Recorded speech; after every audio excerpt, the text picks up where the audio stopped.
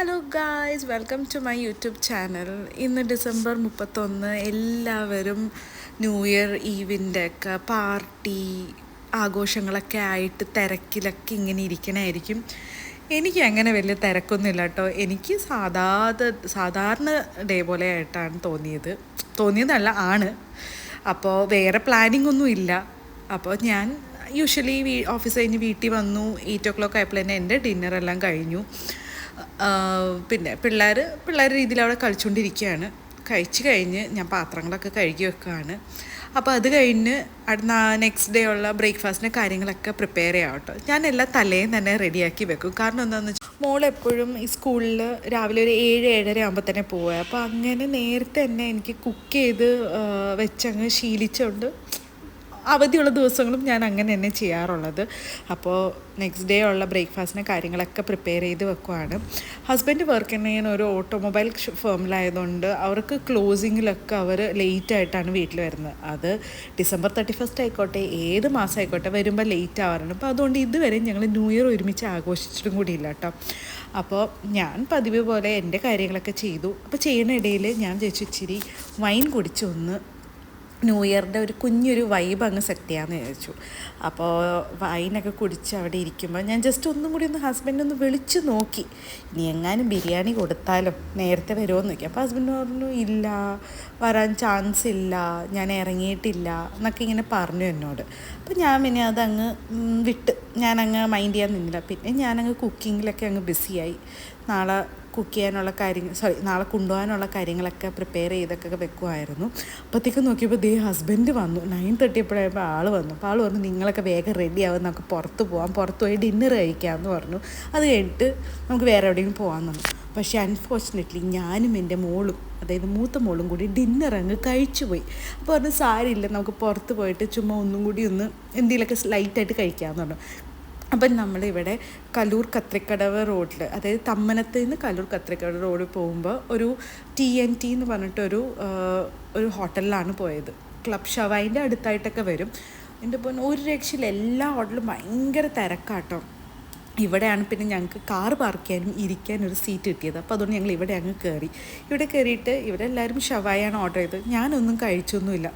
വിശപ്പിൻ്റെ മുഖമാണ് കാണുന്നത്. ആൾ വിശന്നിരിക്കുമായിരുന്നു.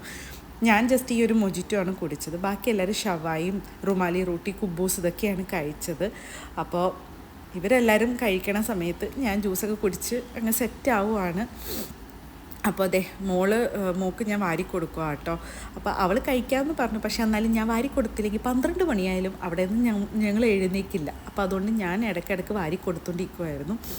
ആൾക്ക് വെള്ളം വേണമെന്ന് പറഞ്ഞപ്പോൾ ഞാൻ ജ്യൂസ് കൊടുത്തപ്പോൾ ആൾ പറഞ്ഞു ഇതാണ് അമ്മ വെള്ളം എന്ന് പറഞ്ഞിട്ട് ആൾ ദേഷ്യപ്പെടുക കേട്ടോ. അപ്പോൾ കഴിച്ച് കഴിഞ്ഞിട്ട് ഞങ്ങൾ അവിടെ നിന്ന് ഇറങ്ങി പെട്ടെന്ന് നോക്കുമ്പോൾ ആളെ കാണാമല്ലോ. നോക്കുമ്പോൾ ചെറുത് അവിടെ നീങ്ങി നിന്ന് അവിടെ കുറേ പിള്ളേർ കളിക്കണം നോക്കിക്കൊണ്ടിരിക്കുമായിരുന്നു. അപ്പോൾ ഇവിടെ നിന്ന് ഞങ്ങൾ ഇറങ്ങി നേരെ ഞങ്ങൾ പോകുന്നത് എവിടെയാണെന്ന് ഒരു ഐഡിയ ഇല്ല കേട്ടോ. ഹസ്ബൻഡ് പറഞ്ഞാൽ എവിടെ പോകണം, നമ്മൾ എവിടെയെങ്കിലും പോട്ടെ എന്ന് പറഞ്ഞു. അപ്പോൾ ഹസ്ബൻഡ് എന്നാൽ ശരി നമുക്കൊന്ന് ക്വീൻസ് വാക്ക് വേയിൽ പോവാമെന്ന് പറഞ്ഞു. അപ്പോൾ അങ്ങോട്ട് പോവാം കേട്ടോ. അങ്ങോട്ട് പോകുമ്പോൾ കാഴ്ചകളാണ് നല്ല രസമായിട്ട്. ഈ ലൈറ്റിംഗ് ഒക്കെ കാണാനൊക്കെ ഇങ്ങനെ കാണുന്ന പോലെ നേരിട്ടാണ് നല്ല ഭംഗിയാണ്. അപ്പോൾ റോഡിലാണെങ്കിൽ ഭയങ്കര ബ്ലോക്കാണ്, ഒരു രക്ഷയില്ല. ഓരോ സ്ഥലത്ത് നിർത്തി ഇങ്ങനെ വണ്ടി പോവാം. എനിക്കെന്നെ ദേഷ്യം വന്നത് കണ്ടിട്ട്. അപ്പോൾ ഞാൻ പറഞ്ഞു നമുക്കിനി പോകണ്ട, നമുക്ക് തിരിച്ച് വീട്ടിൽ പോവാം. എന്തായാലും നമ്മളിവിടെ വണ്ടി വെക്കാൻ പറ്റില്ല. അപ്പോൾ അതുകൊണ്ട് സാരില്ല, നമുക്ക് എവിടം വരെ പോകാൻ പറ്റുമെന്ന് നമുക്ക് നോക്കാം എന്ന് പറഞ്ഞിട്ട് ലാസ്റ്റ് ഞങ്ങൾ വണ്ടി ഓടിച്ച് അറ്റം വരെ പോയി. പിന്നെ അതൊക്കെ കഴിഞ്ഞ് ഞങ്ങൾ തിരിച്ച് പോവാട്ടോ. കാരണം വണ്ടി സൈഡിൽ എവിടെയും വെക്കാൻ ഒരു ഇടവും ഇല്ല. അപ്പത്തേക്കും 12 മണി ആവാറായിട്ടോ. കൗണ്ട് ഡൗൺ ചെയ്ത പൈസ 10 9 8 7 6 5 4 3 2 1 ഹാപ്പി ന്യൂ ഇയർ.